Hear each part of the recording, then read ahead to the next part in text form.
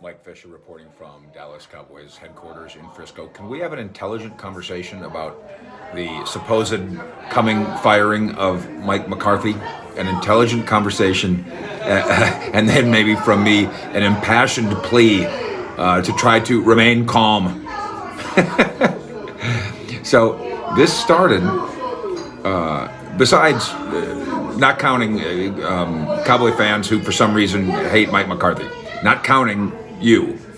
This started when Albert Breer, respected reporter, wrote in MMQB in Sports Illustrated, colleague of mine, right down the hall from our Sports Illustrated cubicle. In a mailbag response, he was asked if the Cowboys lose to the 49ers, could Jerry fire Mike McCarthy? And Albert's short response was, yeah, maybe. And then he kind of went to break down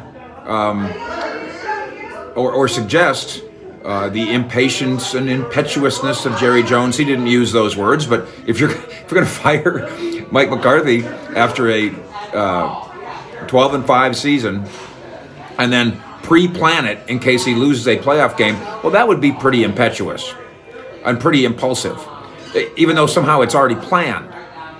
So that's where this starts. Now, Albert does include in his report that the unusual nature of that sort of firing. But then he says, but, they really want to keep Dan Quinn and they want to be aggressive in keeping Dan Quinn. We have broken this down before. There is no conceivable, realistic way to be aggressive to keep a defensive coordinator from becoming a head coach. I mean, you can ask him politely, and obviously you can pay him handsomely. Dan Quinn already paid handsomely to be a defensive coordinator here, and you could give him head coach money to say, no, I thought you loved it here. Dan Quinn loves it everywhere he is. He loves where his feet are, and good for him. The Denver Broncos are already zeroing in on Dan Quinn. He's going to get multiple interviews, as many as he wants, virtually. And the smart bet is that Dan Quinn ends up as a leading candidate to get the Denver Broncos job. I'm interested in the logic that says, let's lose to the 49ers on Sunday in the beginning of the playoffs, because obviously the 49ers will have outcoached and beat us. They'll have beaten us offensively, they'll have beaten us defensively, they'll have beaten us top to bottom. And again, they will have beaten our defense. So let's fire the head coach and hire the defensive coordinator as head coach, even though he just got beat by the 49ers. Because if the Cowboys lose, Dan Quinn will have lost too.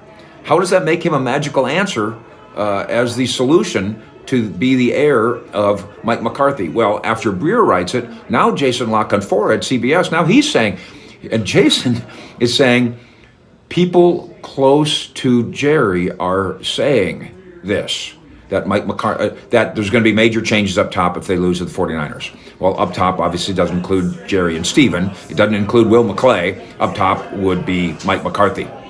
So let me get this straight. Jason La Canfora, with all due respect, has multiple people close to Jerry telling him this. And I'm going to suggest that there must be something lost in the translation. What's really happening is the telephone game. Albert Breer wrote it, and now Jason La Canfora wrote it, and now other people are going to write it. And it's nonsense. A person reached out to me, I'm going to call him a high-placed Cowboy executive, before I even knew that this was going on, right after the Albert Breer thing, and wrote, that's completely asinine.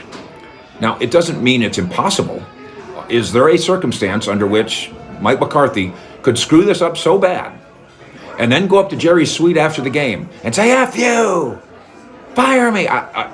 So the Cowboys could lose 50-0. Mike McCarthy could completely embarrass the organization and then go get in a screaming match with Jerry Jones after the game, in which I suppose Jerry would think about firing him. But you're telling me that the Jerry Jones that we know is going into this weekend, as of Monday with Albert Breer, and now Saturday with Jason La Canfora, and telling multiple people of his secret plot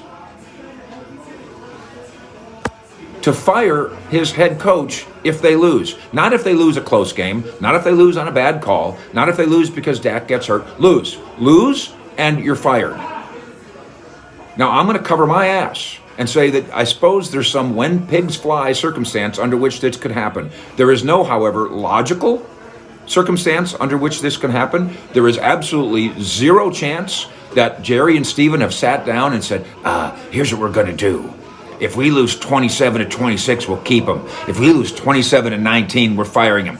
That's ridiculous. It's not the way Jerry Jones thinks. And by the way, if you know Jerry Jones, and 32 years of our history says we do, he is actually not impetuous when it comes to these things. He's actually quite a loyalty guy. If you don't believe me, ask Jimmy, ask Campo, and ask Garrett.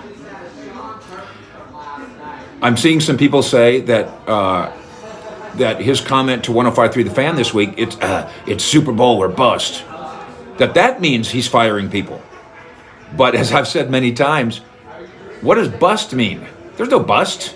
They're not moving the franchise. Jerry's not selling the franchise. They're not disbanding the franchise. If they lose to the 49ers, what they will do is regroup and start work on next year, like all the other teams do.